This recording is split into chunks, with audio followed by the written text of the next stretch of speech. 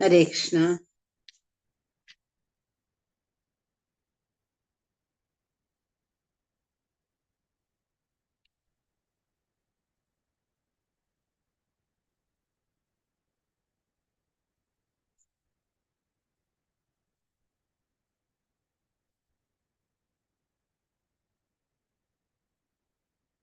ഹരേ കൃഷ്ണ.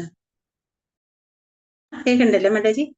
ഞാൻ രാധിക മാതാജിയും അഞ്ജന മാതാജിയും ഹോസ്റ്റ് ആക്കിയിട്ടുണ്ട് കേട്ടോ. ഹരേ കൃഷ്ണ മാതാജി, കേൾക്കുന്നുണ്ട്. കേൾക്കാം. ഹരേ കൃഷ്ണ. മാതാജി ഒന്ന് കാണട്ടെ ഞാൻ. ഹരേ കൃഷ്ണ. അഞ്ജന മാതാജി ഹരേ കൃഷ്ണ. ഹരേ കൃഷ്ണ മാതാജി. ഹരിബോൾ. ഹരേ കൃഷ്ണ. ഹരേ കൃഷ്ണ. ഓക്കെ മാതാജി. പിന്നെ ആരാണ്? രാധിക സഹദേവൻ. ഹരേ കൃഷ്ണ. മാതാജി ഒന്ന് കണ്ടു. ഹരേ കൃഷ്ണ. മാതാജിയുടെ വീഡിയോ ഒന്ന് ഓൺ ചെയ്യാൻ പറ്റുമോ? ഹരേ കൃഷ്ണ. ഹരിബോൾ മാതാജി. ഹരേ കൃഷ്ണ. ഹരേ കൃഷ്ണ. Thank you Mataji. ഹരേ കൃഷ്ണ. തുടങ്ങാം. ഹരേ കൃഷ്ണ. മാതാജി ലിങ്ക് കിട്ടണില്ല എന്ന് പറഞ്ഞിട്ട് മണിഭൂഷിത മാതാജി ആരോ മെസ്സേജ് ഇട്ടുണ്ടല്ലോ. അഞ്ജന മാതാജി മെസ്സേജ് ഇട്ടുണ്ട്. ഹരേ കൃഷ്ണ. അപ്പൊ നമ്മള് ശ്രീ രാധാ ഗോവിന്ദ മന്ദിർ ഇസ്കോൺ മാംഗ്ലൂരിന്റെ ലെവൽ 2 പാർട്ട് 1 എല്ലാവരും സ്വാഗതം ചെയ്യുന്നു. അപ്പൊ നമുക്ക് എല്ലാവരും ഫസ്റ്റ് ലെവലില് പഠിച്ചിട്ടുണ്ടാവും എന്താണ് സൈനിക നിരീക്ഷണം, അല്ലെ? ഫസ്റ്റ് ആദ്യത്തെ ചാപ്റ്റർ ആണ് കുരുക്ഷേത്ര യുദ്ധത്തിലെ സൈന്യ നിരീക്ഷണം. ഞാനത് ഇത് ചെയ്യാം, എന്താ പറയാ, സ്ക്രീൻ ഷെയർ ചെയ്യാം കേട്ടോ. ഹരേ കൃഷ്ണ.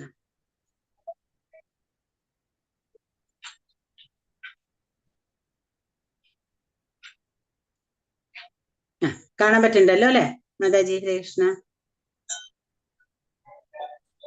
ഹരേ കൃഷ്ണ. അപ്പൊ അർജുന വിഷാദ യോഗം എന്നാണ് നമ്മള് സാധാരണ ഭഗവത്ഗീത നോക്കിയാൽ കാണാം. ഇവിടെ പ്രഭുപാദ ഇതിൽ പറയണത് കുരുക്ഷേത്ര യുദ്ധത്തിലെ സൈന്യ നിരീക്ഷണം എന്നാണ് ഇതിന്റെ പേര് കൊടുത്തിട്ടുള്ളത്. അപ്പൊ ഇവിടെ നമുക്ക് കാണാൻ പറ്റുന്നത് ഒന്ന് ധൃതരാഷ്ട്രരും സഞ്ജയനും ഇരിക്കുന്നു, മറ്റേത് അർജുനനും കൃഷ്ണനും കൂടെ ഒരു തേരിലിരുന്നിട്ട് അർജുനൻ തലയ്ക്ക് കൈ കൊടുത്തിരിക്കുകയാണ് അല്ലെ. അതാണ് ഇവിടെ നമ്മളിപ്പോ കാണുന്ന ഒരു പിക്ചർ. അപ്പൊ ഇനി ഇവിടുന്ന് നമ്മൾ മനസ്സിലാക്കാൻ പോണത്, നമുക്കറിയാം, നിങ്ങൾ എല്ലാവരും പഠിച്ചിട്ടുള്ളതായിരിക്കും, ഫസ്റ്റ് ലെവലില് അന്താരാഷ്ട്ര കൃഷ്ണാവബോധ സമിതിയുടെ ആചാര്യനാണ് ശ്രീ ഭക്തി വേദാന്ത ശ്രീകൃഷ്ണ കൃപാമൂർത്തി ദിവ്യ പൂജ്യ ശ്രീമദ് AC ഭക്തി വേദാന്ത സ്വാമി ശ്രീല പ്രഭുപാദയ്ക്ക് ജയ്. അദ്ദേഹമാണ് ഭഗവത്ഗീത യഥാരൂപം എന്നുള്ള ഒരു ഇത് നമുക്ക് ഉണ്ടാക്കിയത്. അപ്പൊ ഇതാണ് മംഗളാചരണം. ഇപ്പൊ ഞാൻ ആദ്യമേ ചൊല്ലിയത് ഇതായിരുന്നു, ജ്ഞാനതിമിരാന്തസ്യ ജ്ഞാനാഞ്ജന ശലാകയ എന്നുള്ള ഈ ഒരു ശ്ലോകമാണ് നമ്മൾ ആദ്യം ചൊല്ലിയത്. അതെല്ലാവരും പഠിച്ചു വെക്കണം, നല്ലതാണ്. അത് കഴിഞ്ഞിട്ട് ശ്രീല പ്രഭുപാദയുടെ അഭിപ്രായത്തില് എന്താണ് ഭഗവത്ഗീത എങ്ങനെ പഠിക്കണം, അതെന്തുകൊണ്ടാണ് നമ്മള് ഈ ഭഗവത്ഗീത തന്നെ പഠിക്കണം എന്ന് പറയേണ്ടത് എന്നുള്ളതിനെ പറ്റി പറയണത്. ഗീത ഒരു അടിസ്ഥാന പ്രബോധന ഗ്രന്ഥമാണ്. അപ്പോ ഏത് തലത്തിലുള്ള ആൾക്കാരെ നോക്കിയാലും നമുക്ക് കാണാൻ പറ്റും, എല്ലാവരും ഭഗവത്ഗീതയാണ് കോട്ട് ചെയ്യുക.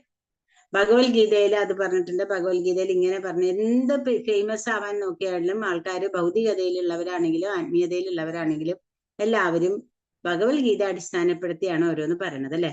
ഭഗവത്ഗീത വളരെ ശ്രദ്ധയോടെ പഠിക്കണം. അപ്പൊ ശ്രദ്ധിച്ച് പഠിക്കണം എന്നാണ് ഇവിടെ പ്രഭുപാദ നമ്മളോട് പറയണത്. പ്രഭുപാദയുടെ അഭിപ്രായത്തില് ഏതെങ്കിലും ഒരു നോവൽ വായിക്കണ പോലെ നമ്മൾ വായിച്ചാൽ പോരാ, അത് വളരെ ശ്രദ്ധിച്ച് വേണം നമ്മൾ അത് മനസ്സിലാക്കാൻ. അത് നമ്മുടെ ബാഹ്യപ്രവർത്തനങ്ങളെ നിയന്ത്രിക്കാൻ സഹായിക്കും. അപ്പം ആദ്യമൊക്കെ നമ്മൾക്ക് ഭഗവത്ഗീത കേൾക്കുമ്പോൾ തോന്നും, ഇതൊക്കെ എന്തിനാ പഠിക്കണേ, ഇത്രയൊക്കെ പഠിക്കേണ്ട ആവശ്യമുണ്ടോ എന്നൊക്കെ ആയിരിക്കും നമുക്ക് തോന്നുന്നുണ്ടാവും. പക്ഷെ കേട്ട് കേട്ട് കേട്ട് കേട്ട് നമുക്ക് അതിനോടൊരു അതിന് പ്രഭുപാദയുടെ ഈ പറഞ്ഞ പോലെ നമുക്ക് തന്നെ നമ്മളെ നിയന്ത്രിക്കാൻ സാധിക്കും. അല്ലെങ്കിൽ നമുക്ക് എന്താ ഉണ്ടാവുക, നമ്മളും ഭൗതികതയിലുള്ള ആൾക്കാരെ മാതിരി തമ്മിത്തല്ലും അല്ലെങ്കിൽ കുതികാല് വെട്ടിത്തരം എന്നൊക്കെ നമ്മൾ പറയൂലേ പൊതുവെ. അങ്ങനെയുള്ള സംഭവങ്ങള്, അധികാരമോഹം, എല്ലാം ഞാൻ ചെയ്താലേ ശരിയാവുള്ളൂ എന്നുള്ള ചിന്ത, ഞാൻ പറയണത് മാത്രമേ ശരിയുള്ളൂ. നമ്മളെപ്പോഴും പൊതുവെ എല്ലാ വീടുകളിലും കാണുന്ന ഒരു സംഭവമാണ് അല്ലെ. എല്ലാവരുടെയും അഭിപ്രായത്തിൽ തമ്മിത്തല്ലുണ്ടാവും. എന്താണ് കാരണം? ഞാൻ പറഞ്ഞതിനെ നീ അംഗീകരിച്ചില്ല, അല്ലെങ്കിൽ ഞാൻ പറഞ്ഞതാണ് ശരി, ഞാൻ ചെയ്യണതാണ് ശരി, ഞാൻ മാത്രമേ ശരിയുള്ളൂ. അതാണ് നമ്മുടെ എല്ലാവരുടെയും ഒരു പൊതുവായിട്ടുള്ള സ്വഭാവം. അപ്പൊ അതിനെ എല്ലാത്തിനെയും നമുക്ക് നിയന്ത്രിക്കാൻ പറ്റണമെന്നുണ്ടെങ്കിൽ നമ്മൾ ഭഗവത്ഗീത എന്താണെന്നും അതിന്റെ ഗുരു ശിഷ്യ പരമ്പര എന്താണെന്ന് നമ്മൾ മനസ്സിലാക്കണം. പിന്നെ ഒരാൾ തത്വചിന്തയുടെ, ഓക്കെ മാതാജി ഇട്ടുള്ളൂ, ഒരാൾ തത്വചിന്തയുടെ ഒഴുക്ക് മനസ്സിലാക്കണം, ഒറ്റയ്ക്കല്ല. മാതാജി ഒരു 5 മിനിറ്റ് കഴിഞ്ഞിട്ടിട്ടാ മതി. ആരെങ്കിലും വരുമെന്ന് നോക്കട്ടെ കേട്ടോ. ഹരേ കൃഷ്ണ. പിന്നെ ഇവിടെ നമ്മൾ അടുത്തത് ഇപ്പൊ ഭഗവത്ഗീത പറഞ്ഞു തരാൻ ആൾക്കാരുണ്ട്, പ്രഭുപാദ ഇങ്ങനെയൊക്കെ പറഞ്ഞാലും നമ്മൾക്ക് കേൾക്കാനും ഒരു ഭാഗ്യം വേണം. ഇപ്പൊ നമുക്കറിയാം ഫസ്റ്റ് ലെവലിലും സെക്കൻഡ് ലെവലും ഒക്കെ ഉണ്ടായിരുന്നു, കുറെ പേര് അറ്റൻഡ് ചെയ്തിട്ടുണ്ടായിരുന്നു, ഒക്കെ നമ്മൾ അറിയുന്നുണ്ട്. എന്നാലും അതിൽ എത്ര പേർക്ക് ഇതിൽ ജോയിൻ ചെയ്യാൻ പറ്റി എന്നുള്ളതാണ് ഏറ്റവും വലിയ സംഭവം. വളരെ കുറച്ച് പേർക്ക് ജോയിൻ ചെയ്യാൻ പറ്റിയിട്ടുണ്ടെങ്കിൽ തന്നെ ക്ലാസ്സിൽ വരുന്നതും വളരെ കുറച്ച് പേരാ. അപ്പൊ അതിന് കാരണം എന്താന്നാ പറയണത്? ഭഗവാന്റെ കാരുണ്യം.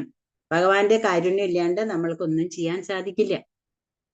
പിന്നെ ഈ ഭഗവത്ഗീത എവിടെ വെച്ചാണ് ഉണ്ടായത്?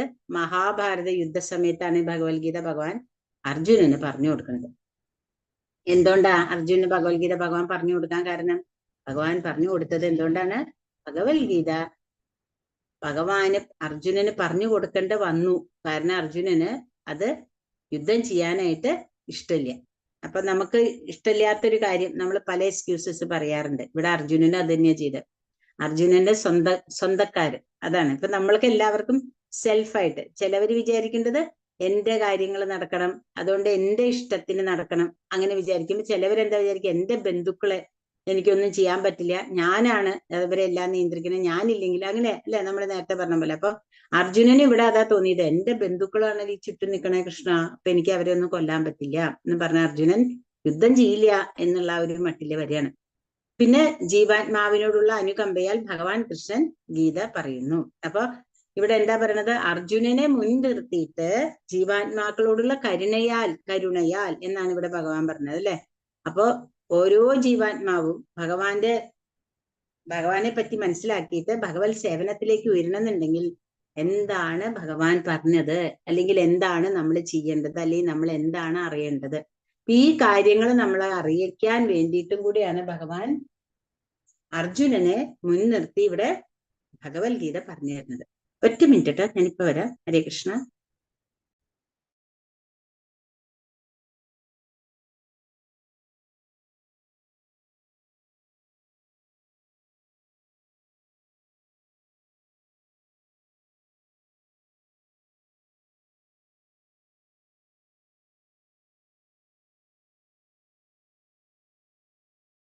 കൃഷ്ണ.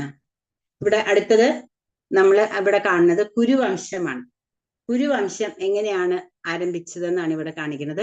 അതായത് കുരുവംശത്തിലെ ഈ ഇവിടം തൊട്ടുള്ളത്, കുരുവംശത്തിന് മുന്നിലും കുറെ രാജാക്കന്മാരുണ്ട്. പക്ഷെ ഇവിടെ ഇപ്പൊ കാണിക്കുന്നത് ശാന്തനു ഗംഗാദേവി ആയിട്ടുള്ള വിവാഹത്തിൽ ഉണ്ടായ കുട്ടിയാണ് ഭീഷ്മര്. എന്നിട്ട് അതിനുശേഷം ശാന്തനുവിന് സത്യവതി കാണുമ്പോ, മത്സ്യഗന്ധി എന്നായിരുന്നു സത്യവതിയുടെ പേര് അല്ലെ. അപ്പൊ സത്യവതിയെ കാണുമ്പോ ശാന്തനുവിന് സത്യവതിയോട് ഇഷ്ടം തോന്നാണ്. പക്ഷെ സത്യവതി എന്ന് പറയുന്ന അവർക്ക് ആദ്യമേ പരാശര മുനിയില് വ്യാസദേവൻ എന്ന് പറഞ്ഞൊരു പുത്രനും ഉണ്ടായിട്ടുണ്ട്. പിന്നെ ശാന്തനും സത്യവതിയും കൂടെ കല്യാണം കഴിച്ചിട്ട് അവർക്കുണ്ടാവുന്ന കുട്ടികളാണ് ചിത്രാംഗതനും വിചിത്രവീര്യനും. അവര് രണ്ടാളും ഉണ്ടായപ്പോ അവരെ കല്യാണം, അതായത് ചിത്രാംഗതൻ വിചിത്രവീര്യൻ എന്ന് പറഞ്ഞിട്ട് ഒരു എന്താ പറയാ, ഇവരെ കല്യാണം കഴിക്കാനായിട്ട് അന്നത്തെ കാലത്ത്, അതായത് അവർക്ക് വേണ്ടിയിട്ട് ആരാണ് ഭീഷ്മര് എന്ത് ചെയ്തു? ഭീഷ്മര് 3 രാജകുമാരിമാരായിരുന്നു, അംബ, അംബിക, അംബാലിക. അവരെ ബലമായിട്ട് പിടിച്ചുകൊണ്ട് വരികയാണ്. എന്നിട്ട് അംബികയെ ചിത്രാംഗതനെ കൊണ്ടും വിചിത്രവീര്യൻ അംബാലികയും കല്യാണം കഴിക്കും. അതില് അംബ എന്ന് പറയുന്ന ഒരു സ്ത്രീ പറയും, ഇങ്ങനെ എനിക്കൊരു ആളായിട്ട് ഇഷ്ടമുണ്ട് എന്ന് പറയുമ്പോ ഭീഷ്മദേവൻ പറയും ശരി എന്നാല് പോയിക്കൊള്ളൂ എന്ന് പറയാണ്.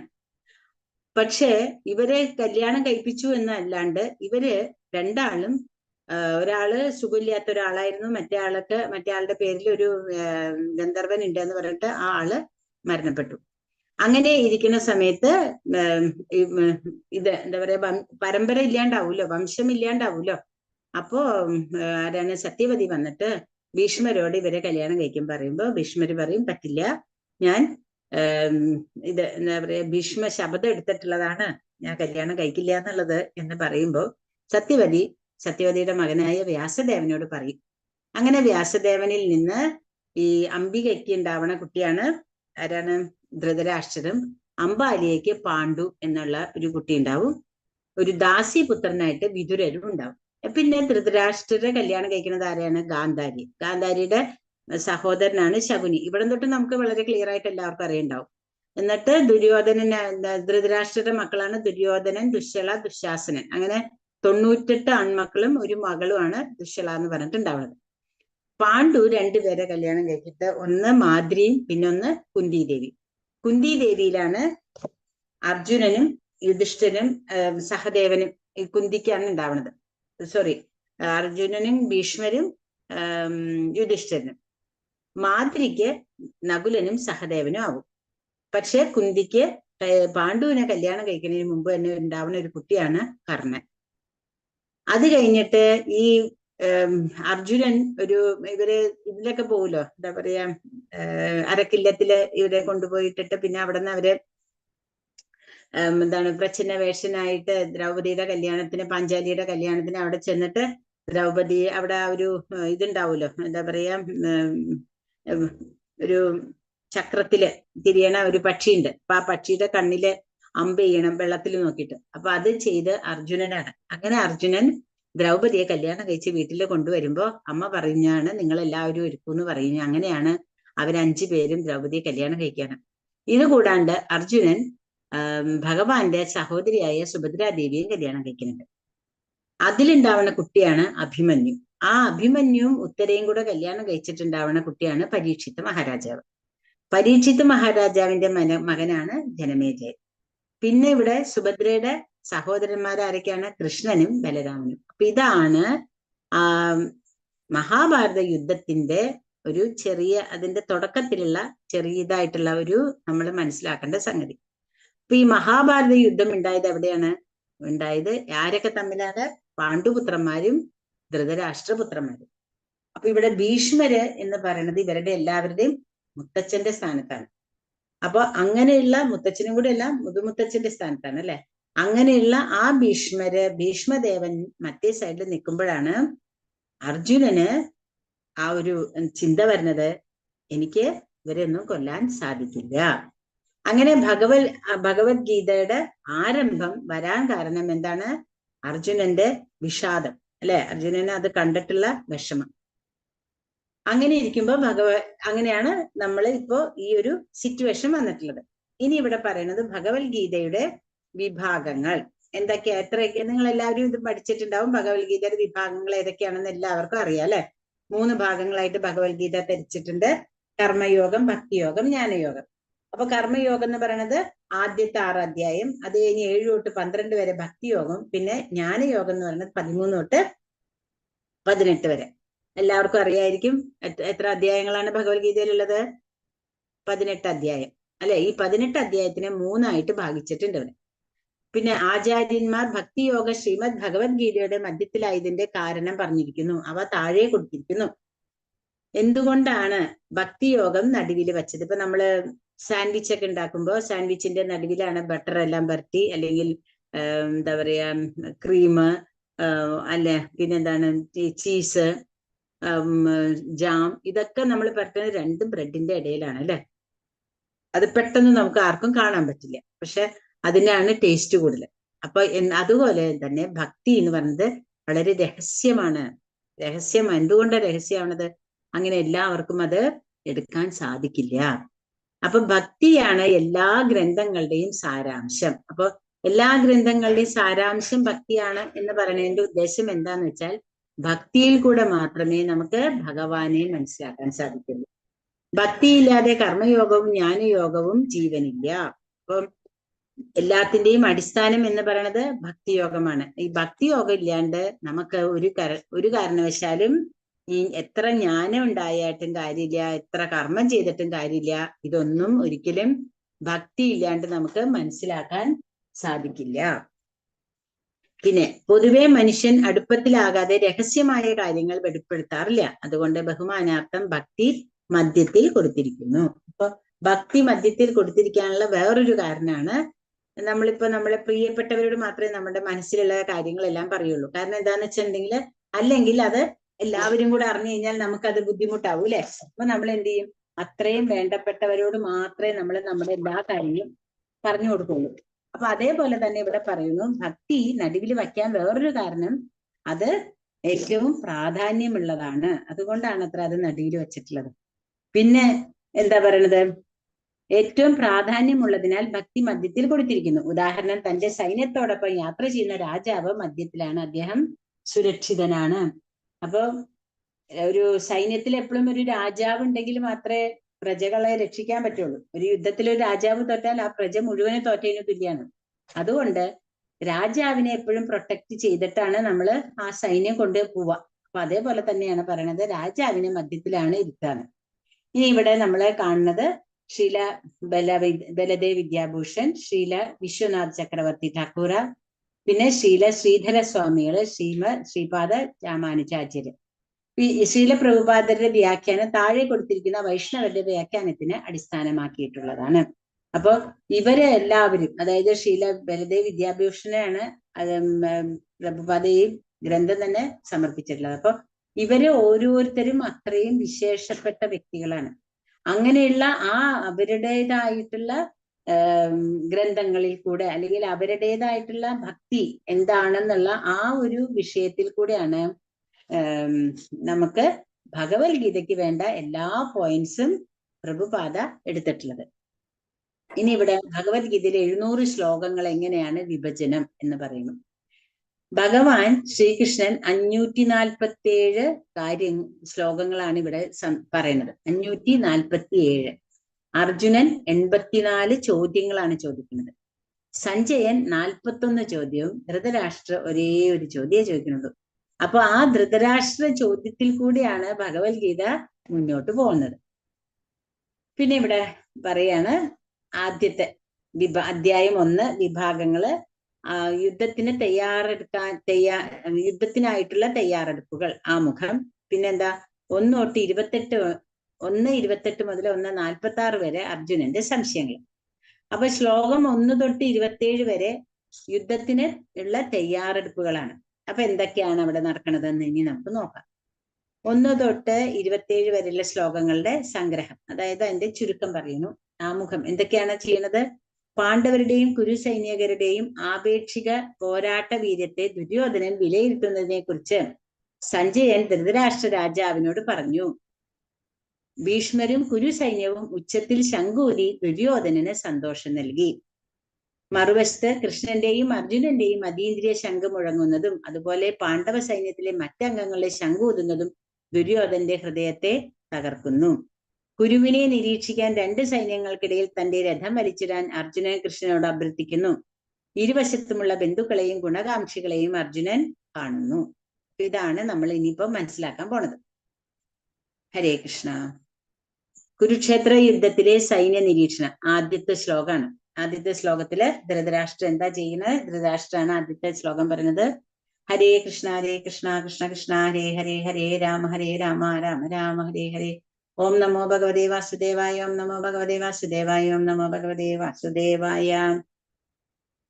ഇവിടെ ആദ്യം നമ്മൾ തുടങ്ങുകയാണ്. ഇനിയിപ്പോ ഇവിടെ നിന്നാണ് ഭഗവത്ഗീത ആരംഭിക്കുന്നത്. ഇതുവരെ നമ്മൾ ഭഗവത്ഗീതയുടെ ആമുഖത്തിനെ കുറിച്ചാണ് പറഞ്ഞത് അല്ലെ. ആദ്യത്തെ ശ്ലോകമാണ്. സഞ്ജയൻ ധൃതരാഷ്ട്രരോട് ചോദിക്കുകയാണ്, അവർ എന്ത് ചെയ്തു? അവർ എന്ന് പറഞ്ഞാൽ ആരൊക്കെയാണ്? തന്റെ മക്കളും പാണ്ഡുവിന്റെ മക്കളും എന്ത് ചെയ്തു എന്ന് ചോദിക്കുകയാണ്. അപ്പൊ ആദ്യം നമുക്ക് ആ ശ്ലോകം ഒന്ന് പഠിക്കാം. ധർമ്മക്ഷേത്രേ കുരുക്ഷേത്രേ സമവേദായുയുത്സവഃ മാമകാ പാണ്ഡവാ ചൈവ കിമകുർവത സഞ്ജയ. ഈ ഒരു ശ്ലോകമാണ് ആദ്യം തന്നെ ചോദിക്കുകയാണ്. സഞ്ജയ, മാമക പാണ്ഡവാ ചൈവ, എന്റെ മക്കൾ. അവിടെ തന്നെ ഏറ്റവും കൂടുതൽ എടുത്തു കാണിക്കുന്ന ഒരു സംഭവമാണ് എന്റെ, മാമക. അതായത് ആ സ്വാർത്ഥതയാണ് അവിടെ കാണിക്കുന്നത്. അപ്പൊ മാമക പാണ്ഡവാ ചൈവ കിമ കുർവത സഞ്ജയ, അവരവിടെ എന്താണ് ചെയ്തത്? കിം കുർവത, അവിടെ അവരെ എന്ത് ചെയ്തു, അല്ലെങ്കിൽ അവരെ എന്ത് ചെയ്തുകൊണ്ട് ഇരിക്കുന്നു. അപ്പൊ അവരെന്ത് ചെയ്തു എന്ന് ചോദിക്കുമ്പോൾ അതിന്റെ അർത്ഥം ഓൾറെഡി അവിടെ തുടങ്ങിയിട്ടുണ്ട് അല്ലെ. അതാണ് അവിടെ എന്ത് ചെയ്തു. അപ്പൊ ഇവിടെ പറയണു, ധർമ്മക്ഷേത്രം, കുരുക്ഷേത്രം ആധ്യാത്മിക ക്രിയകൾ ചെയ്യുന്ന സ്ഥലമാണ്. അപ്പോ ആധ്യാത്മിക ക്രിയകൾ എന്ന് പറഞ്ഞാൽ ഈ ധർമ്മക്ഷേത്രത്തിന് കുറെ അധികം പ്രത്യേകതകളുണ്ട്. എന്താന്ന് വെച്ചാൽ അവിടെ പണ്ട് വളരെയധികം യാഗങ്ങൾ നടന്നിട്ടുള്ള സ്ഥലമാണ്. കുരുവിന്റെ കുരു അവിടെ വളരെയധികം യാഗങ്ങളും യജ്ഞങ്ങളും നടത്തി അത്രയും പരിശുദ്ധമായ ഒരു സ്ഥലമാണ് ഈ കുരുക്ഷേത്രം എന്ന് പറയുന്നത്. ആ കുരുക്ഷേത്രത്തില് അത് കൂടാതെ ഹരേ കൃഷ്ണ ഹരേ കൃഷ്ണ മാതാജി എല്ലാവരും മ്യൂട്ട് ചെയ്യണേ. പരമദിവ്യോത്തമ പുരുഷനായ ശ്രീകൃഷ്ണ ഭഗവാൻ പാണ്ഡവരുടെ സൈന്യത്തിലാണ്. അപ്പൊ അവിടെ വേറൊരു പ്രത്യേകത എന്താ ഉള്ളത്? അവിടെ കൃഷ്ണന്റെ സാന്നിധ്യം. അപ്പൊ കൃഷ്ണൻ എവിടെയുണ്ടെങ്കിലും അവിടെ വിജയം സുനിശ്ചിതമാണ്. എല്ലാവർക്കും അറിയാം. എന്തൊക്കെ തരത്തിൽ ഇനി ആരൊക്കെ കളിച്ചാലും ഭഗവാൻ കളി നിന്നു കൊടുക്കും. അതാണ് ഭഗവാന്റെ ഒരു പ്രത്യേകത. ഭഗവാൻ എന്താ ചെയ്യാ? ഒരിക്കലും നമ്മൾക്ക് തോന്നും ഞാൻ കറക്റ്റ് ആയിട്ടാണ്, കണ്ടില്ലേ ഞാൻ ചെയ്യുന്നതൊക്കെ ശരിയായതുകൊണ്ടാണ് ഭഗവാൻ എന്റെ കൂടെ നിൽക്കണം. അതുകൊണ്ടല്ല, ഭഗവാൻ അവനെ ഇങ്ങനെ വിടും. എത്രത്തോളം കളിക്കാൻ പറ്റുമോ അത്രത്തോളം കളിപ്പിക്കും. അവസാനം ഒരൊറ്റ കൊട്ടും കൊടുക്കും. അതാണ് ഭഗവാന്റെ പണി. അപ്പൊ ഇവിടെ ഭഗവാൻ അത് തന്നെ ചെയ്യാണ്. പരമദിവ്യോത്തമ പുരുഷനായ ശ്രീകൃഷ്ണ ഭഗവാൻ പാണ്ഡവരുടെ സൈന്യത്തിലാണ്. വേദങ്ങളിൽ ദേവന്മാർക്ക് പോലും ഒരു ആരാധനാ സ്ഥലമായി പറഞ്ഞിട്ടുള്ളത്. അതാണ് ഇവിടുത്തെ വേറൊരു പ്രത്യേകത. അപ്പൊ ഇവിടുത്തെ മൂന്നാല് ഈ കുരുക്ഷേത്ര യുദ്ധത്തിലെ പ്രത്യേകതകൾ പറയാണ്. പിന്നെന്താ, നമുക്ക് എല്ലാവർക്കും അറിയാവുന്ന ഒരു കാര്യമാണ്, പാണ്ഡവര് ഗുണങ്ങളുള്ള ആൾക്കാരാണ് അല്ലെ. അവര് ധർമ്മത്തിന് എന്താണോ ധർമ്മം, ആ ധർമ്മത്തിനനുസരിച്ചിട്ട് ജീവിക്കുന്നവരാണ്. പിന്നെ അവര് എപ്പോഴും എന്താ പറയാ, ആ നമ്മളിപ്പോ ഒരു സ്ഥലത്ത് ചെന്നാല് ഇപ്പൊ നമുക്ക് തന്നെ അറിയാം, നമ്മളിപ്പോ ചില ബാറ് അതേപോലെ തന്നെ ശ്മശാനം ഇങ്ങനെയൊക്കെയുള്ള ഒരു സ്ഥലത്ത് പോകുമ്പോ അറിയാണ്ട് നമുക്ക് ഒരു എന്തോ ഒരു ഫീലിംഗ് തോന്നും അല്ലെ. അതേ സമയത്ത് നമ്മള് ഒരു അമ്പലത്തിൽ പോയി, അല്ലെങ്കിൽ നമ്മൾക്ക് എന്താ പറയാ നല്ല ഒരു സ്ഥലം, നല്ലൊരു പുണ്യമായിട്ടുള്ള അമ്പലം, അല്ലെങ്കിൽ തന്നെ നല്ല സത്സംഗങ്ങൾ നടക്കുന്ന ഒരു സ്ഥലത്ത് പോയാൽ നമ്മുടെ മനസ്സിന് ഭയങ്കര ഹാപ്പിയാണ്. അതേപോലെ നമ്മള് കേൾക്കണത് നല്ല കാര്യങ്ങൾ കേൾക്കുമ്പോൾ നമ്മുടെ മനസ്സിനും നമ്മുടെ മുഖത്തിനൊക്കെ എന്തൊരു സന്തോഷമായിരിക്കും. നേരെ തിരിച്ച് ഇപ്പൊ തന്നെ വയനാട്ടിലുണ്ടായ സംഭവം, അതൊക്കെ നമുക്ക് ദുഃഖമാണ് തരുന്നത് അതല്ലേ. അപ്പൊ അങ്ങനെ ഓരോ സ്ഥലവും നമ്മളെ സ്വാധീനിക്കുന്നുണ്ട്. അപ്പൊ അതാണ് ഇവിടുത്തെ ഏറ്റവും വലിയൊരു പ്രത്യേകത. ഈ സ്ഥലം പാണ്ഡവരെ വല്ലാണ്ട് സ്വാധീനിക്കുമെന്ന് ധൃതരാഷ്ട്രർക്ക് അറിയാം. അതാണ്, ധൃതരാഷ്ട്രക്ക് നന്നായിട്ട് അറിയാം അവിടെ കൃഷ്ണനാണുള്ളത്. ഈ എന്താ പറയാ, ഈ കുരുക്ഷേത്രം എന്ന് പറയണത് നിസാര സ്ഥലമല്ല. അവിടെ ആ പാവന സ്ഥലത്തിന്റെ സ്വാധീനം കൊണ്ട് എങ്ങാനും മക്കളെങ്ങാനും യുദ്ധം ചെയ്യാണ്ടിരുന്നാലോ, അപ്പോഴും ആ മനസ്സിലുള്ള ചിന്ത ആലോചിച്ച് നോക്കൂ. അങ്ങനെ എങ്ങാനും യുദ്ധം ചെയ്യാണ്ടിരുന്ന എന്ത് ചെയ്യും? അല്ലെങ്കിൽ ഇവർക്കൊക്കെ അത് കൊടുക്കണ്ടേ? അപ്പോഴും ആ സ്വാർത്ഥതയാണ് ഇവിടെ കാണുന്നത്. അപ്പൊ അങ്ങനെ വന്നു കഴിഞ്ഞാൽ യുദ്ധം ഉണ്ടാവില്ലല്ലോ. അപ്പൊ അതൊക്കെയാണ് ധൃതരാഷ്ട്രർക്ക് അറിയേണ്ടത്. യുദ്ധം ചെയ്യാതിരിക്കാനുള്ള സ്വാഭാവിക പ്രവണത, യുദ്ധം നടന്നേക്കില്ല. രാജ്യം ഭരിക്കാനുള്ള സ്വാർത്ഥമായ ആഗ്രഹം തൃപ്തിപ്പെടുത്താൻ കഴിയില്ല. ധൃതരാഷ്ട്രർ പാണ്ഡവരെ കുരുക്കുകളിൽ നിന്ന് വേർതിരിക്കുന്നു. ഒരേ കുടുംബത്തിൽ മാമക. ജീവിതത്തെക്കുറിച്ചുള്ള ശാരീരിക സങ്കല്പത്തെക്കുറിച്ചുള്ള അജ്ഞത. അപ്പോ ഇവിടെ ധൃതരാഷ്ട്രർ എന്ന് പറഞ്ഞാൽ നമ്മൾ മനസ്സിലാക്കേണ്ടത്, ധൃതരാഷ്ട്രാണ് നമ്മളൊക്കെ. അതാണ് ഇവിടുത്തെ പ്രത്യേകത. നമ്മളെല്ലാവരും ധൃതരാഷ്ട്രാണ്. ധൃതരാഷ്ട്രർ അകത്തും കണ്ണില്ല പുറത്തും കണ്ണില്ല എന്നേ ഉള്ളൂ. നമ്മൾക്കും ഈ പറഞ്ഞ സംഭവം പുറത്ത് കണ്ണുണ്ടെന്നേ ഉള്ളൂ, നമ്മൾ അകത്ത് കാണില്ല. നമ്മളെല്ലാവരും അജ്ഞതയിലാണ് ഇരിക്കുന്നത് അല്ലെ. ഞാൻ, എനിക്ക്. ഇതാണ് നമ്മുടെ എല്ലാവരുടെയും ഒരു പോളിസി. അത് ഇരിക്കുന്നിടത്തോളം കാലം നമ്മളെല്ലാവരും ധൃതരാഷ്ട്രന്മാരാണ്. ഈ ധൃതരാഷ്ട്രന്മാരെ എല്ലാവർക്കും വേണ്ടിയിട്ടാണ് ഭഗവാൻ ഈ ഭഗവത്ഗീത പറഞ്ഞു തന്നേക്കണേ, കണ്ണ് തുറക്കൂ നിങ്ങള്. കാരണം കണ്ണടച്ചിരുന്നിട്ട് കാര്യമില്ല. അതാണ് ഗാന്ധാരി ചെയ്തത്. ധൃതരാഷ്ട്രര് ജന്മനാൽ അന്ധനാണെങ്കിൽ ഗാന്ധാരിയോ ആ അന്ധന് കൂട്ടുപിടിച്ച് അന്ധതയിലിരുന്നു. അപ്പൊ എന്തായി? രണ്ടാൾക്കും മക്കൾക്ക് വേണ്ട വിധത്തിലുള്ള നല്ല കാര്യങ്ങൾ പറഞ്ഞു കൊടുക്കാൻ സാധിക്കാതെ വന്നു. അപ്പൊ എന്തായി? അവരും ദുർമാർഗികളായി. അപ്പൊ നമ്മളെന്താണോ അതായിരിക്കും നമ്മുടെ മക്കളിൽ പ്രതിഫലിക്കുക. ഇപ്പൊ നമ്മള് വളരെ ക്രുക്കാണ്, നമ്മൾക്ക് ചിലപ്പോ തോന്നും നമ്മുടെ കുട്ടികൾ എന്താ ഇങ്ങനെ പെരുമാറണേ. ചില അമ്മ അച്ഛനൊക്കെ അങ്ങനെ ചിന്തിക്കാറുണ്ട്. കാരണം അവരുടെ നല്ല പ്രായത്തിൽ അവരങ്ങനെ ആയിരിക്കും ചെയ്തിട്ടുണ്ടാവേ. കുറെ കഴിഞ്ഞ ഒരു പ്രായമൊക്കെ കഴിയുമ്പോഴായിരിക്കും അവര് നല്ല സ്വഭാവം. അപ്പൊ മക്കൾ ആ പ്രായത്തിലേക്ക് എത്തിയിട്ടേ ഉള്ളൂ. അപ്പൊ അവരങ്ങനെ ചെയ്യും. അപ്പൊ നമുക്ക് തോന്നിയിട്ട് കാര്യമില്ല. അപ്പൊ നമ്മളിലുള്ള എന്ത് ഗുണമാണോ അത് തന്നെ നമ്മുടെ മക്കളിലേക്കും വരും. അതേപോലെ തന്നെയാണ് ഇവിടെ ധൃതരാഷ്ട്രരുടെ ആ കണ്ണ് കാണായിക എന്ന് പറയുന്നത് ആ അജ്ഞതയാണ്. ഭഗവാന്റെ അല്ലെങ്കിൽ ആ ശരീരബോധം, അതാണ് ഇവിടുത്തെ അജ്ഞത.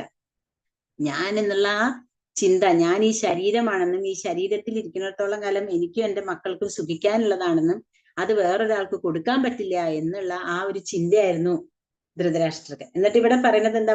വളനിലത്തിലെ കളകളെ പോലെ ധൃതരാഷ്ട്രപുത്രന്മാരെ ദുര്യോധനാദികളെ പൂർണ്ണമായും നശിപ്പിക്കും. അപ്പൊ ഇവിടെ ഒരു വളരെ സിമ്പിൾ ആയിട്ടുള്ള ഒരു എക്സാമ്പിൾ പറഞ്ഞേക്കാണ്. ഈ അർജുനന് ഇതൊക്കെ വളരെ നിസ്സാരമായ കാര്യമാണ്. കള പറിച്ച് കളയാൻ എളുപ്പത്തില് ദുര്യോധനാദികളെ കളയാൻ പറ്റും എന്നാണ് പറയണത്. അപ്പൊ ആദ്യത്തെ ശ്ലോകത്തിലുള്ള അതിന്റെ കുറച്ച് വിശദീകരണം കൊടുത്തേക്കാണ്. ധൃതരാഷ്ട്രർ സഞ്ജയനോട് ധൃതരാഷ്ട്രരുടെ ചോദ്യം, അവർ എന്ത് ചെയ്തു? അപ്പൊ ഭഗവത്ഗീത എങ്ങനെ മനസ്സിലാക്കാം? ധൃതരാഷ്ട്രരുടെ ഭയം, ആശങ്ക, ധർമ്മക്ഷേത്രത്തെ സംബന്ധിച്ച് ധൃതരാഷ്ട്രർ പാണ്ഡവരെ കുരുക്കിൽ നിന്ന് വേർതിരിക്കുന്നു. ഇനി ഇവിടെ എന്താ അടുത്തത്? അടുത്ത ശ്ലോകം എന്താ? അടുത്ത ശ്ലോകത്തില് ദുര്യോധനൻ ദ്രോണാചാര്യരെ സമീപിക്കാണ്. അപ്പൊ ഇതാണ് ഫസ്റ്റ് ശ്ലോകത്തിലാണ് നമ്മൾ ഇത് പറഞ്ഞത്. അപ്പൊ ഇവിടെ നമുക്കറിയാം ദ്രോണാചാര്യർ എന്ന് പറയുന്നത് ആളെന്ന് പറയുന്നത് എല്ലാ പാണ്ഡവരുടെയും കൗരവരുടെയും ആചാര്യനാണ്. എന്നാൽ ദ്രോണാചാര്യർക്ക് കുറെ ഇഷ്ടം കൂടുതൽ ആരോടാണ്? അർജുനനോട്. അപ്പൊ ദുര്യോധനെ നന്നായി അറിയാം ഭീഷ്മർക്കും ദ്രോണർക്കും ഏറ്റവും ഇഷ്ടം ആരെയാണ്? പാണ്ഡവരെ, അല്ലെ? അപ്പൊ ഈ പാണ്ഡവരെയും ഇഷ്ടമുള്ളത് കൊണ്ട് എത്രയായാലും ആ ഒരു മെന്റാലിറ്റി, ആ ഒരു ചിന്ത ഇവരുടെ ഒക്കെ മനസ്സിലുണ്ടെന്ന് നന്നായിട്ട് അറിഞ്ഞിട്ട് ദുര്യോധനൻ ഭയങ്കര ബുദ്ധിമാനാണ്. ഈ ബുദ്ധി എന്ന് പറയുന്നത് സ്ട്രെയിറ്റ് ആയിട്ടുള്ള ബുദ്ധി അല്ല കേട്ടോ. അതാണ് ഇവിടുത്തെ പ്രശ്നം. ദുര്യോധനന് ഭയങ്കര ബുദ്ധി കാരണം ദുര്യോധനന്റെ വിചാരം ദുര്യോധനൻ മാത്രമേ ഉള്ളൂ ചെയ്യണത്, ദുര്യോധനൻ പറയണതൊന്നും ആർക്കും മനസ്സിലാവണില്ല എന്നാണ്. അപ്പൊ ദുര്യോധനൻ ദ്രോണാചാര്യരെ സമീപിച്ചിട്ട് എന്താ പറയണത്? അപ്പോ ഇവിടെ ദുര്യോധന ഉവാച എന്ന് പറയണില്ലെങ്കിലും ഇവിടെ ദുര്യോധനനാണ് ഇത് പറയണത്. പക്ഷെ ആരെ കൂടെയാണ് ഇത് പറയണത്? സഞ്ജയനിൽ കൂടെ. ദൃഷ്ട്വാദു പാണ്ഡവാനീകം വ്യൂഢം ദുര്യോധനസ്തദാ ആചാര്യമുപസംഗമ്യ രാജാ വചനമബ്രവീത്, അല്ലെ? രാജാ വചനമബ്രവീത്. അപ്പൊ ഇവിടെ എന്താ പറയണത്? രാജ ആരെ പറയണത്? ദുര്യോധനനെ. സഞ്ജയൻ ദുര്യോധനന് രാജാവ് എന്നുള്ള ആ ഒരു സംബോധന ഇവിടെ പറയാണ്. അപ്പോ എന്ത് പറഞ്ഞു എന്നാ പറയണത്?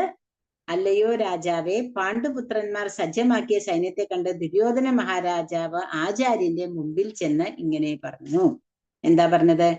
പശ്യേതാം പാണ്ഡുപുത്രാണാം ആചാര്യ മഹദിഞ്ചമോം വ്യൂഢാം ദ്രുപദപുത്രേണ തവ ശിഷ്യേണ ധീമതാ. കണ്ടോ? എന്താ പോയിട്ട് പറഞ്ഞത്? ഈ കുറുക്കു ബുദ്ധിയുള്ളവരെ എവിടെ പോയാലും എന്താ പറയുക, കുനിഷ്ഠമാതിരെ സംസാരിക്കുള്ളൂ. അത് തന്നെ ഇവിടെ ദുര്യോധനൻ ചെയ്തത്. ദുര്യോധനൻ പാണ്ഡവരുടെ സൈന്യവ്യൂഹം കണ്ട ശേഷം ദ്രോണാചാര്യരുടെ അരികിൽ ചെന്നു. എന്നിട്ട് ദുര്യോധനനെ രാജാവ് എന്നാണ് അഭിസംബോധന ചെയ്തത്. വിഷാദഗ്രസ്തനായ ധൃതരാഷ്ട്രയെ ധൈര്യപ്പെടുത്താനായി രാജാവാണെങ്കിൽ കൂടി ദുര്യോധനന് കാര്യഗൗരവം മൂലം ദ്രോണാചാര്യരെ ചെന്ന് കാണേണ്ടി വന്നു. അപ്പോ ഇവിടെ രണ്ട് കാര്യങ്ങൾ പറയാണ്. ഒന്ന്, ധൃതരാഷ്ട്രർക്ക് ഒരു ധൈര്യം കൊടുക്കാൻ വേണ്ടിയിട്ട് അത്രേ രാജാവ് എന്ന് അഭിസംബോധന ചെയ്തത്. രണ്ടാമത്തതിന് എത്ര വലിയ രാജാവാണെങ്കിലും ദുര്യോധനൻ യുദ്ധത്തിന് ഇറങ്ങാൻ തന്നെ കാരണം ആരാ? ഭീഷ്മരും ദ്രോണരുമാണ്. ഭീഷ്മര് സ്വച്ഛന്ത മൃത്യുവാണ്, അല്ലെ?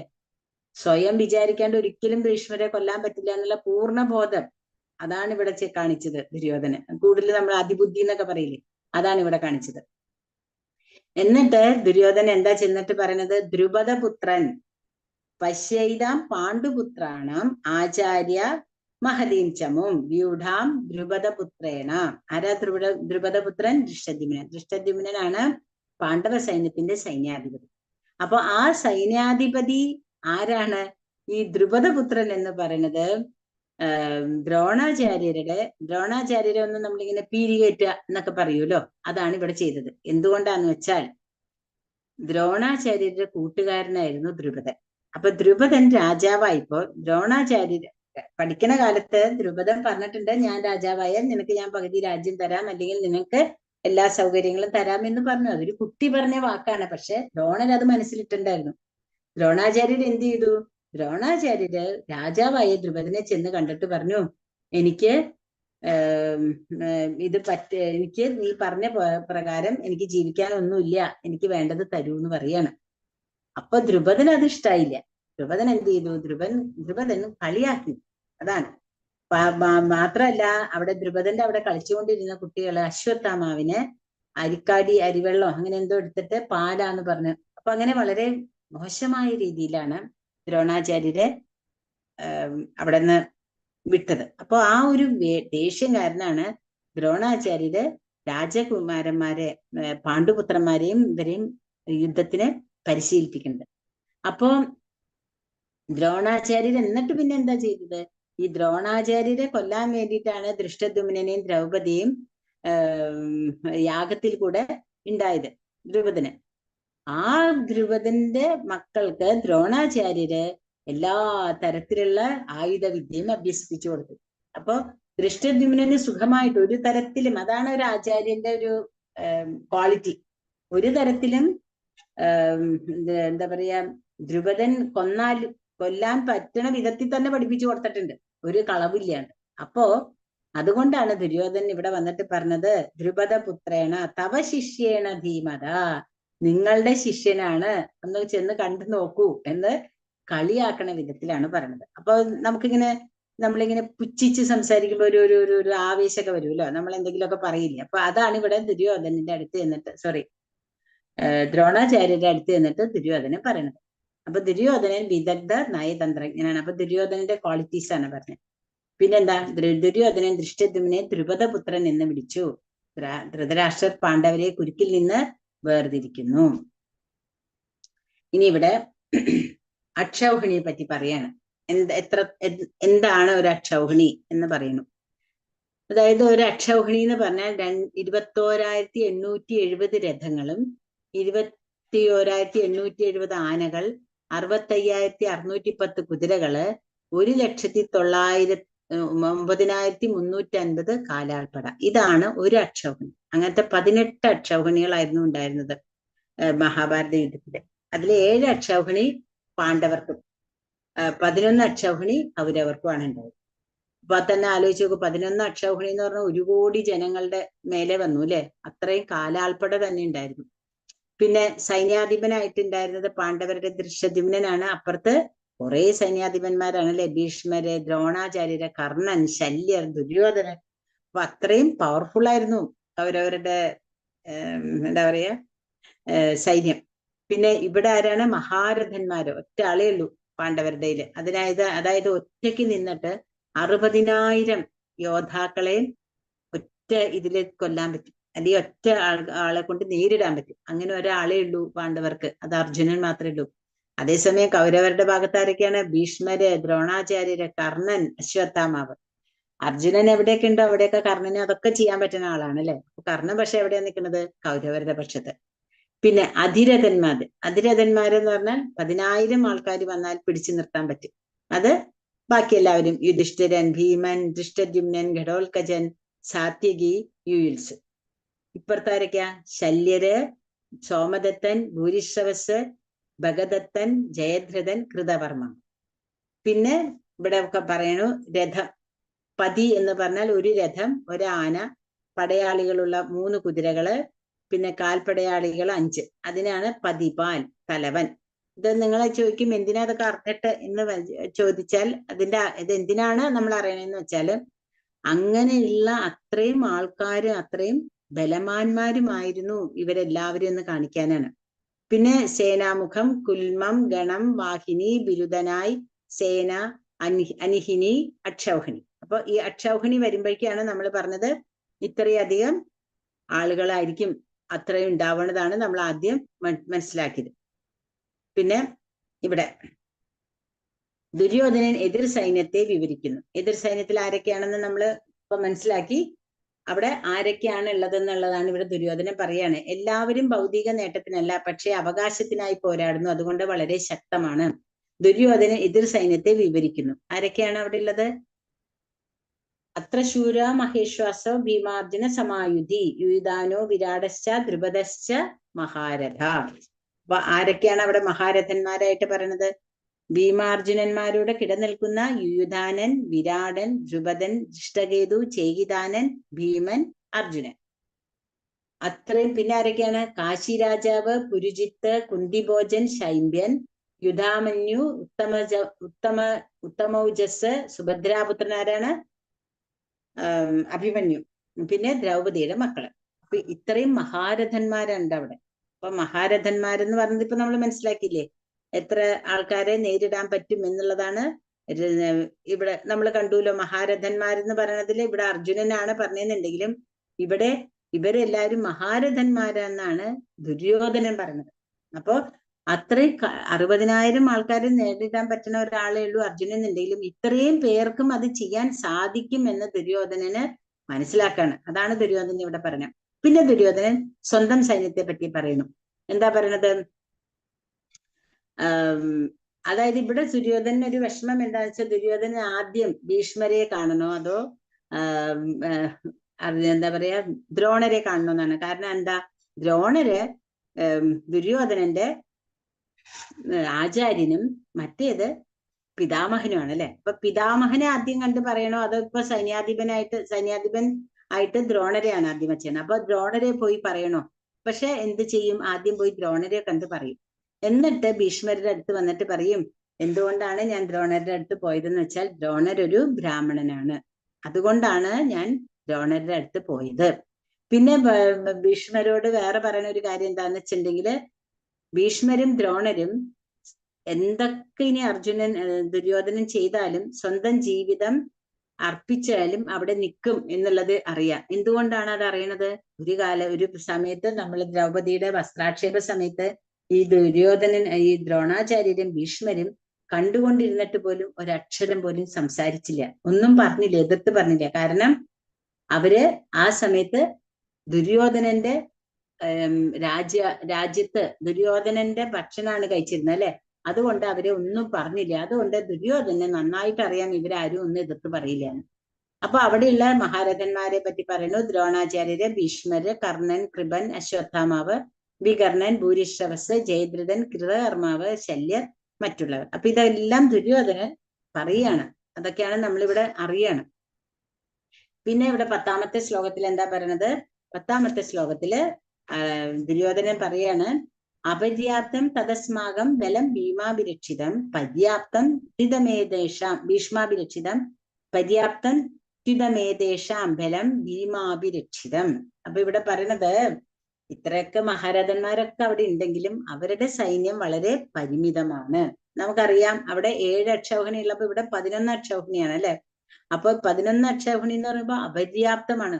ഇങ്ങനെ നിരന്നിങ്ങനെ പരന്ന് കിടക്കാണ്, ഒരു എന്താ പറയാ കടല് പോലെ കിടക്കാണ്.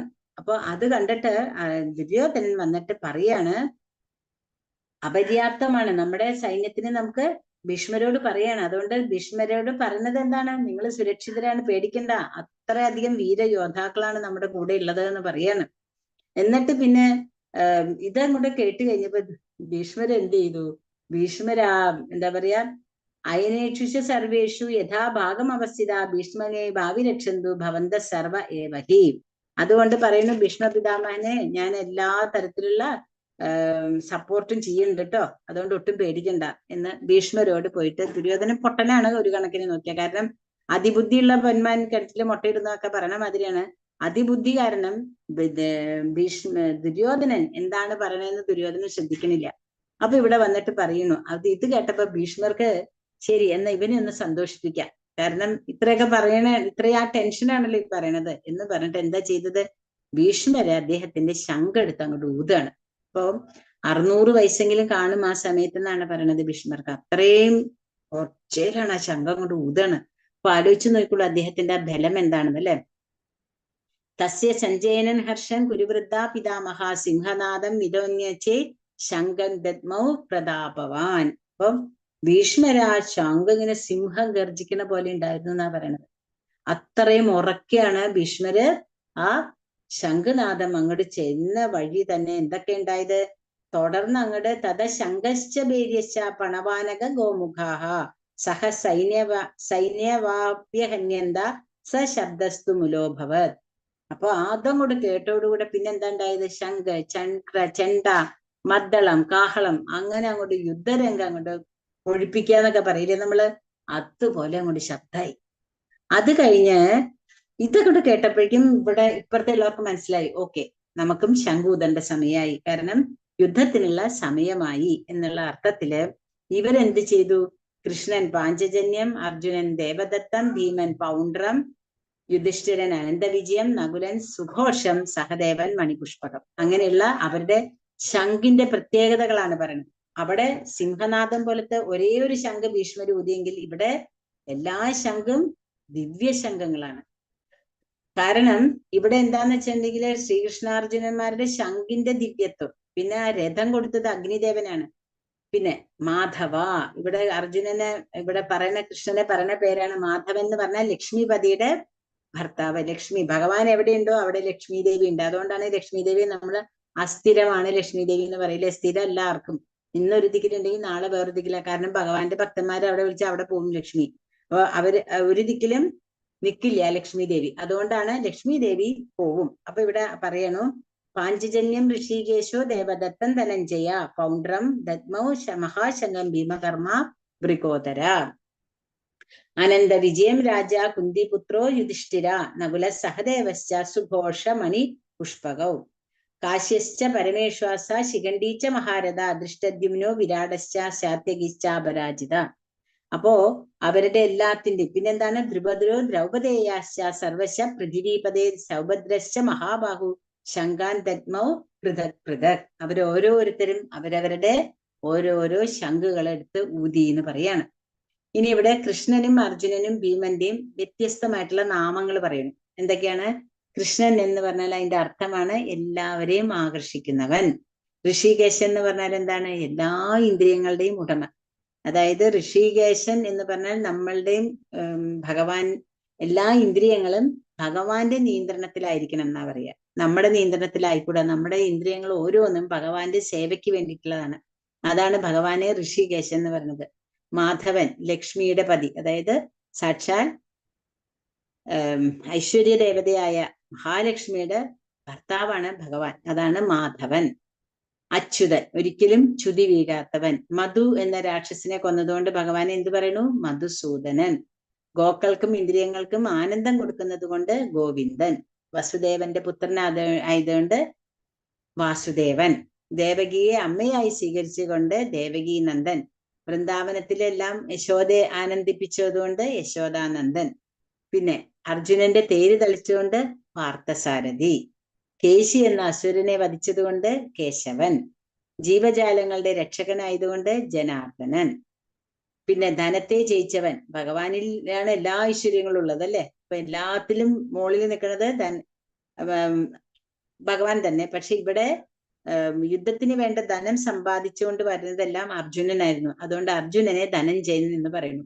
പിന്നെ കുന്തിയുടെ പുത്രൻ, അതായത് പൃഥ എന്ന് പറയുന്നതാണ് കുന്തി ദേവിയുടെ വേറൊരു പേരാണ്. അതുകൊണ്ട് പാർത്ഥൻ. പിന്നെ ഗുഡാകേശൻ, നിദ്രയെ ജയിച്ചവൻ. അപ്പൊ അർജുനനുള്ളൊരു ക്വാളിറ്റിയാണ് അർജുനൻ ഉറങ്ങാണ്ട് തന്നെ അർജുനന് എല്ലാ ദിക്കിലേക്കും എന്താ പറയാ അമ്പ് അയക്കാനുള്ള ഒരു കഴിവുണ്ട്. അപ്പൊ ഉറക്കത്തിന് ജയിച്ച ആളാണ് അർജുനൻ. അതുകൊണ്ട് ഗുഡാകേശൻ എന്ന് പറയുന്നു.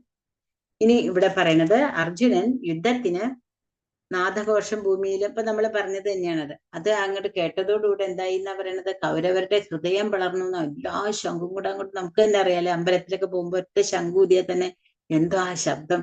ഇവരുടെ എല്ലാവരുടെയും ഇത്രം ദിവ്യമായ ശംഖൂതുമ്പോ എന്തായിരിക്കും അവരുടെ നെഞ്ചിടിപ്പ് എന്ന് ആലോചിച്ച് നോക്കൂ. എന്താണ് പറയാ, ദുര്യോധനാദികളുടെ. പിന്നെ അവിടെ ഭഗവാൻ ഇതെല്ലാം അങ്ങനെ നടക്കുകയാണ് കേട്ടോ. അപ്പൊ അവിടെ അർജുനൻ എന്ന് പറഞ്ഞാൽ രഥം അഗ്നിദേവൻ കൊടുത്തു. കൊറിക്കൂടയിലെ ഹനുമാന്റെ രൂപമുണ്ട്. പിന്നെ സാക്ഷാൽ ഭഗവാൻ തന്നെ അർജുനന്റെ തേരാളിയായിട്ടുണ്ട്. ഇതെല്ലാം ഉണ്ടായിട്ടും അർജുനന് ടെൻഷനാണ് അല്ലെ. അപ്പൊ നമുക്കും അങ്ങനെയൊക്കെ തന്നെയാണല്ലേ. എല്ലാം ഉണ്ടെങ്കിലും നമ്മുടെ മനസ്സിൽ ഇത് തന്നെയാണ്. നമ്മൾ എന്ത് ചെയ്യണം, എങ്ങനെ ചെയ്യണം എന്നുള്ള ഒരു വ്യാമോഹത്തിലല്ലേ നമ്മൾ നിൽക്കുന്നത്. അങ്ങനെ ഇരിക്കുമ്പോ അർജുനൻ എന്താ പറയുന്നത്? കൃഷ്ണനോട് പറയാണ്, എനിക്ക് ഇവരെ എല്ലാവരും ഒന്ന് കാണണം എന്നുണ്ട് എന്ന് പറഞ്ഞിട്ട് അർജുനൻ പറയുന്നു, സേനയോർ ഉഭയോർ മധ്യേ രഥം സ്ഥാപയമേ അച്യുതാ യാവദേതാൻ നിരീക്ഷോഹം യോധുകാമാൻ അവസ്ഥിതാൻ കൈർമയാ സഹ യോദ്ധവ്യാം അസ്മിൻ രണ സമുദ്രമേ. അപ്പൊ പറയാണ്, കൃഷ്ണ എനിക്കൊന്ന് കാണണം, അവിടെ ആരൊക്കെയാണ് നിൽക്കണതെന്നൊന്ന് എനിക്ക് കാണണം കൃഷ്ണ. അതുകൊണ്ട് ഈ രഥം ഒന്ന് എവിടെ കൊണ്ട് നിർത്താനാ പറയണത്? സേനയോർ ഉഭയോർ മധ്യേ, രണ്ട് സേനയുടെ ഇടയിലൊന്ന് ഈ രഥം കൊണ്ട് നിർത്തൂ എന്ന് പറയണം. അപ്പൊ എന്താ എന്നിട്ട് അപ്പൊ വിളിക്കുന്ന പേര്? അച്യുത. അതായത് ഭഗവാൻ അവിടെ രഥം കൊണ്ട് നിർത്തിയിട്ടുണ്ടെങ്കിൽ ഒരിക്കലും അതിനൊരു തെറ്റ് വരില്ല എന്ന് അർജുനന് നന്നായി അറിയാം. അപ്പോ കാരണം എന്താ, ഭഗവാന് അത്രയും സ്നേഹമാണ് ഭക്തന്മാര്. അതുകൊണ്ട് ഭഗവാനോട് പറയണു, എന്റെ ഈ തേരൊന്ന് അവിടെ കൊണ്ടു നിർത്തൂ. ഭഗവാൻ ശ്രീകൃഷ്ണൻ സ്നേഹം കൊണ്ട് അഹേതുകമായ കരുണയാലും തേരാളിയുടെ സ്ഥാനമെടുത്തു. അപ്പൊ ഭഗവാന്റെ കരുണയാണ് ഭഗവാൻ അർജുനന്റെ തേരാളിയായത്. അത്രയും ഇഷ്ടമാണ് അർജുനന്. കാരണം ഇനി ഇവിടുന്ന് അങ്ങോട്ട് പോകുമ്പോ ഭഗവാൻ അർജുനന്റെ വിശേഷങ്ങൾ പറയുന്നുണ്ട്. പിന്നെ ഉത്തമ ഭക്തൻ എന്ന നിലയിൽ അർജുനന് യുദ്ധം ചെയ്യുന്നതിൽ താല്പര്യമുണ്ടായിരുന്നില്ല. അനാവശ്യമായ യുദ്ധത്തിന്റെ കാര്യങ്ങൾ അവർക്ക് എത്രത്തോളം താല്പര്യമുണ്ടെന്നും അർജുനൻ ആഗ്രഹിച്ചു. ദുർബുദ്ധിയായ ദുര്യോധനെ സന്തോഷിപ്പിക്കുവാനായി യുദ്ധത്തിനൊരുങ്ങിയവർ ആരെല്ലാമാണെന്ന് അറിയുവാൻ അർജുനൻ ആഗ്രഹിച്ചു. സൈന്യത്തിന്റെ ബലം എത്രയുണ്ടെന്ന് കണക്കാക്കണമെന്നും അദ്ദേഹം ഉദ്ദേശിച്ചു. അതായത് ഇവിടെ പറയണത്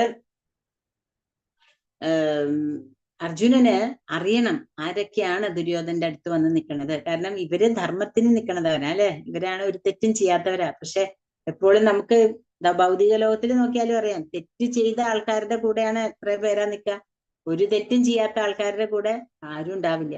ആരും ഉണ്ടാവാണ്ട് തന്നെ എത്രയോ ബുദ്ധിമുട്ടുകൾ സഹിക്കുന്നുണ്ടാവില്ലേ അവര്. അത് തന്നെയാണ് ഇവിടെയും ഇവരും അനുഭവിക്കുന്നത്.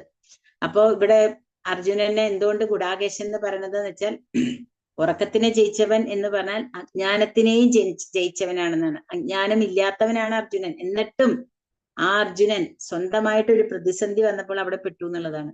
ഇത്രയുള്ളൂ, നമ്മളെല്ലാവരും മായയിൽ പെടാൻ വളരെ കുറച്ച് സമയം മതി. എപ്പോഴും അർജുനന്റെ കൂടെ ഉണ്ട് ഭഗവാൻ. ഭഗവാനെ എപ്പോഴും അർജുനൻ ഇങ്ങനെ കൃഷ്ണ കൃഷ്ണ കൃഷ്ണ എന്ന് ഉറക്കത്തിൽ പോലും വിളിക്കുന്ന ആളാണ്. ആ അർജുനൻ എന്താണ്, സ്വന്തമായിട്ടുള്ള ഒരു സമയം വന്നപ്പോൾ അവിടെ ഒന്ന് പരിഭ്രമിച്ചു പോയി. അർജുനൻ എന്താ പറയണത്, എന്ത് അർജുനൻ ചെയ്താലും ഭഗവാൻ എല്ലാവരുടെയും ഹൃദയത്തിലിരിക്കുന്ന ആളാണ്. അതുകൊണ്ട് ഭഗവാൻ എല്ലാവരും എന്താണ് ചിന്തിക്കണേന്ന് നന്നായിട്ട് അറിയാൻ പറ്റും. പിന്നെ അത് മാത്രല്ല, വസുദേവരുടെ സഹോദരിയാണ് കുന്തി ദേവി. അപ്പൊ ആ കുന്തി ദേവിയുടെ മകനായതുകൊണ്ട് അവര് തമ്മിൽ അച്ഛൻ പെങ്ങൾ എന്നുള്ള ഒരു ബന്ധവും കൂടി ഉണ്ട്. എന്നിട്ട് ഭീഷ്മനെയും സോമദത്തൻ അവരൊക്കെ മുത്തച്ഛന്മാരാണ്. രണ്ടാളുടെയും മുത്തച്ഛനാണ്. പിന്നെ കൃപാചാര്യര് ദ്രോണാചാര്യര് രണ്ടാളുടെയും ആചാര്യന്മാരാണ്.